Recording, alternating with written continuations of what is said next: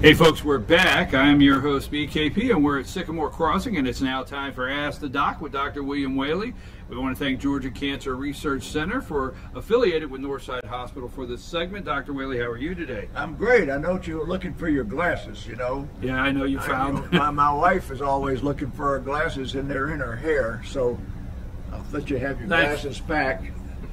His glasses weren't in his hair. You'd have seen them on the TV. They were sitting on a table over there. Yeah. All right, well, we're not going to start. I can see all the way over. Oh, now yeah, I can see the broken bowl and everything. Yeah, I can see New that Blue now. Home, they're a supporter of us, yeah. New Blue Home and Give Broken Bowl. There's Inte the Peruvian Nobody's store. open but us. Nobody but us. On this beautiful morning, okay. Dr. Whaley, let's get started because we do have a subject that you're going to take time to discuss, and we want to give that ample time. Very important subject that people are waiting to hear about, vaping. But first, let's get to our questions. I am 17. I am a 17-year-old female. I have been having dizzy spells and blacked out the other morning. Went to the doctor and they did an EKG and blood work. The doc said my salt is low, but on the EKG, it showed that my T wave. What is that? It showed the electrocardiogram was abnormal. How about that? Okay. All right. Is it waving, moving correctly, or at all? What could be the cause of this? Well, the cause of all of that is the low salt, the low sodium. And I hate to I'm not going to make light of this because this is a 17-year-old. And the way the question is written, this is not an acute episode, but a chronic problem, because have been having dizzy spells tells us it's more than an isolated event. The most kind of easy understood isolated event of low sodium that's in my experience is I ran the Boston Marathon some years ago with a really good friend who was on the Emory faculty. His name was, we don't call him Spider because that was his nickname. And that was the day before they had Gatorade. They had water. I went around the race course always, and I think I've told you before, hid pretzels and hid the little orange candy slices at the 10-mile mark, 15, 18, and 21 in different spots. So when I ran by, I could get some pretzels and get some sugar, which was way before they had Gatorade.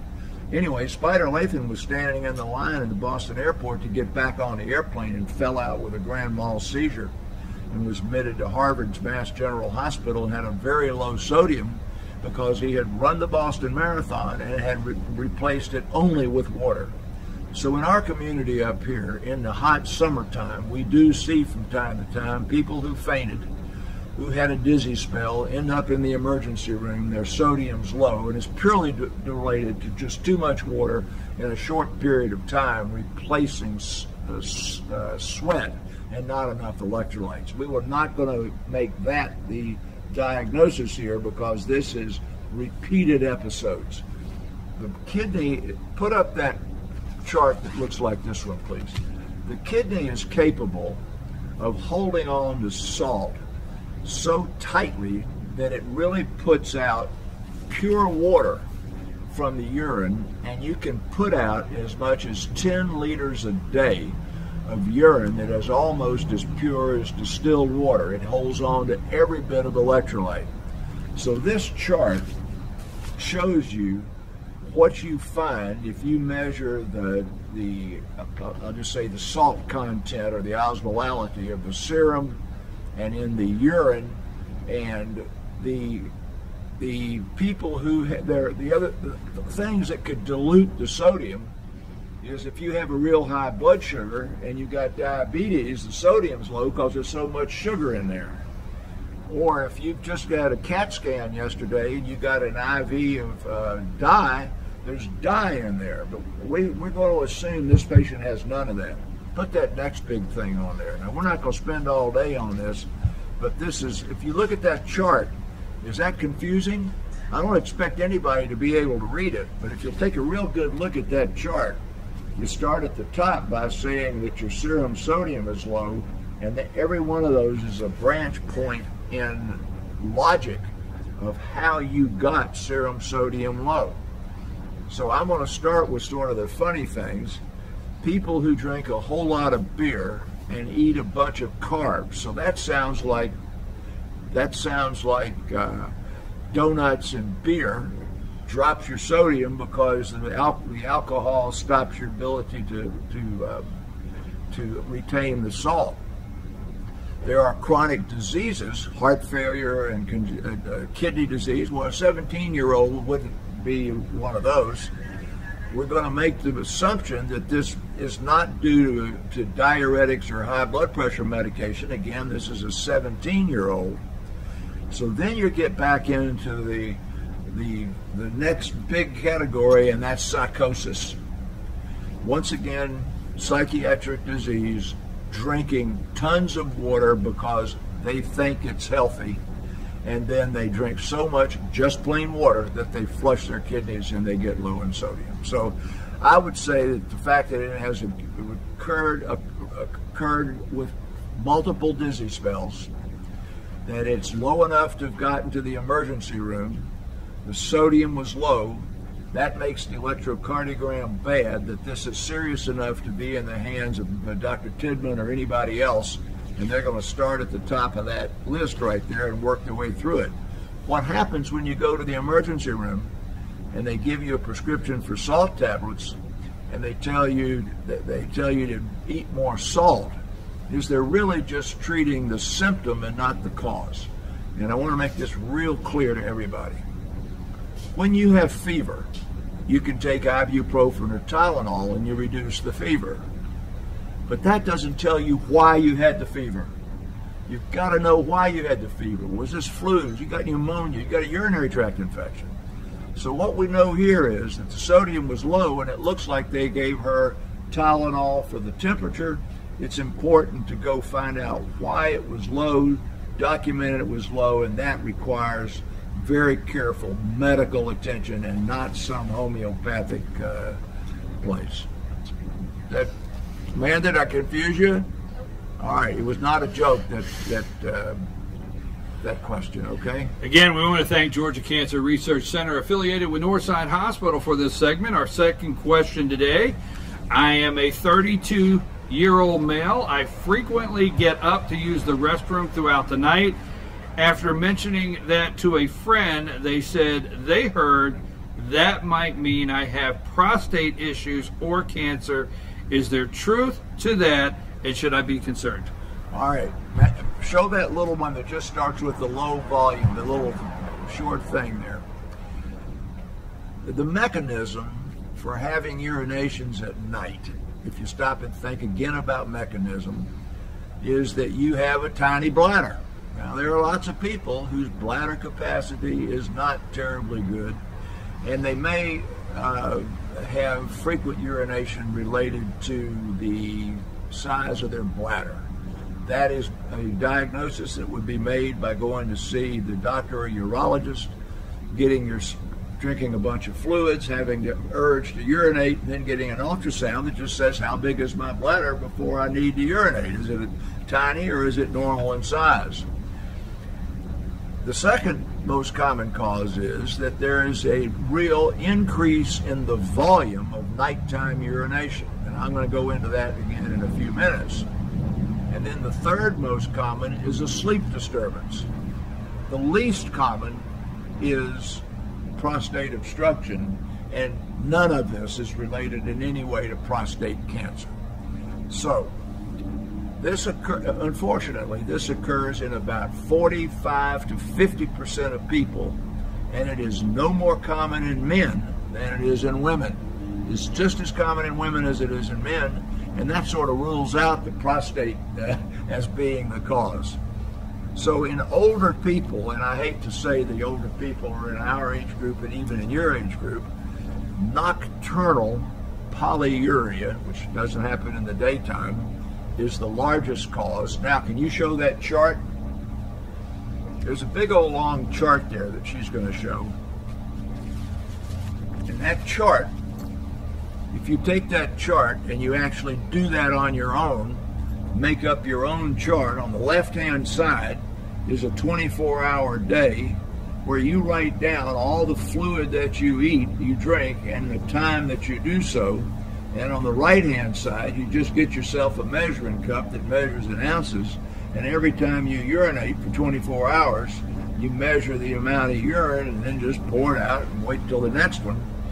And if you are putting out 1/3 of your daily volume over the nighttime or greater, then that's abnormal. Because when you lie down at night, you've got a thing called ADH that shuts down your urine output.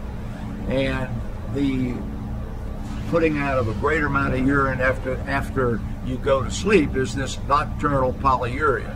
Now that can occur in people my age and people Rick Gluckard's age, because when we get to this age and we in the daytime and we're vertical, we have a tendency to retain fluid. I don't know if you get on the scale in the morning in your clothes God gave you after you've gone to the bathroom and weigh yourself, and then at bedtime you weigh yourself in those same clothes, you may not be surprised to see that you're 3 pounds heavier at night than you were in the morning. If so, most of that is retained fluid that's called third spacing, where it goes out of the veins and out of the capillaries and into the tissues, and that can be more common. In my situation, I'm in atrial fibrillation, so my heart's not beating as good as it should. It can be occurs related to medication. It is not one of those things that you hear on the vein ads on television about your swollen feet. But then when you lie down at night and your feet are on the same level as your heart, that water runs downhill, goes into your heart, and then goes out through your urine. So that would show that in the nighttime you're putting out greater than 1/3 of your urine. Now, the last one is there are people who happen to sit around and watch television and they drink their tea or they drink their water or whatever it is more when they get home after 5 or 6 o'clock than they did in the daytime when they were working. And the way you learn that is you look at the left-hand side of this chart there. Amanda, is that chart still up? Left-hand side of that chart, and you notice that you're taking in more fluid in the last half of the waking day than you were in the other half. So there's a lot of kind of logic, there's a lot of kind of science to it and logic to it. But you cannot blame this on your prostate, and you cannot blame this on prostate cancer. And if it occurs for a few days or a week, then sit down and make yourself a chart and say, okay, this is happening because I'm drinking a lot of sweet tea after I get home and have my supper, or this is real, and if it's real, go see the doc. Is that enough? Yes, that is. All right, that's too much, I think. Okay, folks. Jane would say that was too much. That's it. That's what I was doing. I was thinking, what would Jane say? All right, go ahead. That's too much, okay? No. Folks, in the last week, especially in the last week to 10 days, an explosion of some sort has taken place in vaping. Vaping. We have seen vaping for years. I don't thoroughly understand it, but now our kids in high school, major problem, vaping, but not with just the stuff they buy at the store, drugs and certain other things that they're putting in these devices to vape. So that being said, vaping, you say nationally and local epidemic. Dr. Whaley, take it away. Talk to us about vaping. Okay, well, this is in response to 2 separate requests that I actually do this, and so this is pitched to parents and to teachers. 20 years ago, you'll remember that the alcohol companies began to make fruit-flavored alcohol-containing drinks when all we really had before was beer and wine and whiskey, pitched at the adolescent and young adult, trying to get them to start drinking alcohol at a younger age. So there was a lot of fuss about it, and it was never able to suppress it, and it's still going on. Show that first first vaping instrument there. This first instrument that she saw is an e-cigarette. The e-cigarette has been around for 15 years or more. It is a viable, medically proven, acceptable device for the delivery of nicotine to the nicotine addicted, generally an adult. They're going to be in their 40s or 30s, who's going through a stop smoking program. Now, whether it's one he puts on himself or he's going one of these stop smoking support groups like they have at the hospital, and that then gives him nicotine without the other harmful effects of the cigarette. That is the legitimate vaping industry that was out there to start. Show that next one. That next picture doesn't really have the present thing that we're seeing, but there is a device that looks like the computer, what do you call that little computer? Anyway, computer stick that you'd stick in your computer. And that device is sold here in these local stores. If a parent sees that in their kid's pocket, they're going to think that that kid is doing projects at school. There's no legitimate place for that stick at all. It's being made by 7 big manufacturers in the country. Today's the 14th. What do they call it? The Juul, or they call it? That's it. Well, Juul's one of them. One of them, and they can actually hold it in their hand, and it does. It looks like a memory stick. Yes, memory stick. That's that what goes in the computer. It looks like a memory stick. And there's no use for that. No use for that. Okay, now it's made by 7 different people. The FDA on the 12th, today's the 14th, I think, issued 6,000 cease and desist letters to manufacturers, distributors, and retailers of that product. They have been going after it for over a year, voluntarily having these meetings and writing them letters and telling them they got to stop. Because what has happened in all over the United States, but we'll focus on this area in a minute. Adolescents are using that 70% more in the first 6 months of 2018 than in the last 6 months of 2017. Now, when I talk about incidence of cancer or something, I usually say it's worse now than it was in 2010, and the numbers are small. That number is huge. If you can imagine something going up 70% in the last half of 6 months over the first half of 6 months, and the ingredient in that thing is not just nicotine like you would be given to a guy who's trying to stop smoking. There are at least 40 different flavors that they put in there, like candy, that the adolescent gets the candies. If it's not one with the bad drugs in it, it has a very high nicotine content, and the flavor, they're getting it for the flavor, but what happens to them is they're getting addicted to the nicotine in it. And if they're smoking it a lot, which they shouldn't be doing in school, but if they're smoking it a lot, then you're seeing kids go to the ER with rapid heart rate, trembling like this, sweating, and that's a nicotine overdose. Okay, now what has happened in this region and all over the country in the last month is that kids have fallen out in school, bang, unconscious. Yeah. EMTs come and resuscitate them, and they have had an e-stick in their hand. The only e-stick that I know that's been analyzed by the state crime lab is from a county, 3 or 4 counties south of us, so it's not us. But our e-sticks haven't been analyzed, and they are containing the synthetic marijuana that was available in the vape shops and in the stores 6 months and a year ago in other forms that has been gone through the state legislature and has been declared an abusable drug. So it's a Schedule I drug like heroin or cocaine, and it is prohibited by federal law. There is no legitimate medical use for it, and these kids in the mountains are getting that and don't know that they're getting it. They're falling out unconscious, at least they're not dying. And there have been somewhere in the neighborhood of 50 kids I won't say as much, go to Tennessee, North Carolina, and go down near Canton, in schools that were vaping in schools and are now out, what do you call them, out on probation or whatever, that were caught in school vaping.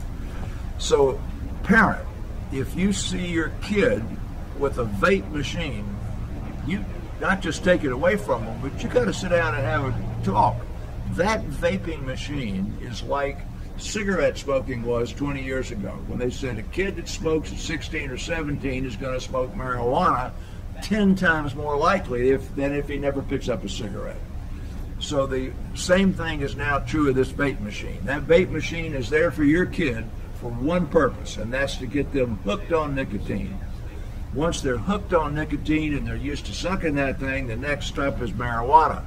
What's happening to them that they don't know about? These kids are not buying that stick with the synthetic marijuana in it on purpose. It's being given to them by the dealers of it, and the ones that I know about they were just handed the stick by a buddy who puffed on it a few times and fell out. So the whole thing, in my opinion, is this ought to be out of the hands of adolescents. You ought not be able to buy a vape thing until you're 21 years old or older. And if you see your kids are 10, 11, 12, 14, smoking that thing, get it out of their hands. But more importantly, you've got to start talking to them about what it is, why they're doing it, where'd you get it, and it's got to stop. And the FDA on Wednesday's 14th, FDA on Wednesday did their effort with sending out this 6,000, 12,000 letters. But I know that all of our law enforcement people in the mountains are working on this as hard as they can to try and get this stopped. So I'm off my soapbox, but it's a real big deal.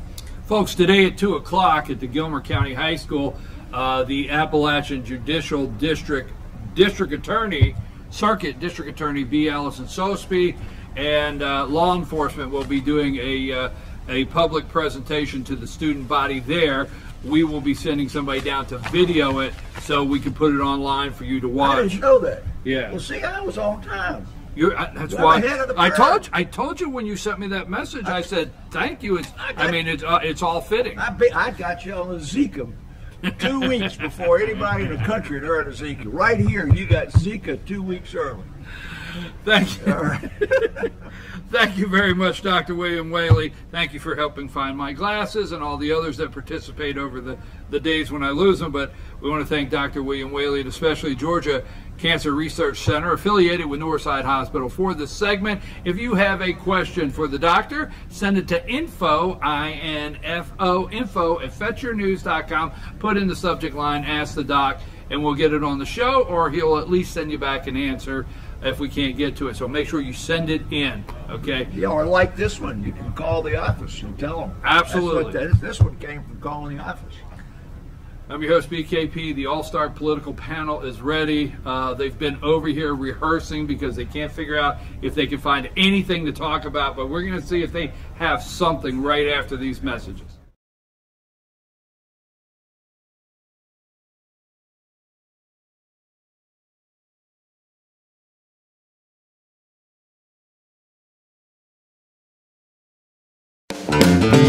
Ace is your helpful place for paint and home goods, tools, outdoor living, and lawn equipment. But did you know Ace Hardware of Blue Ridge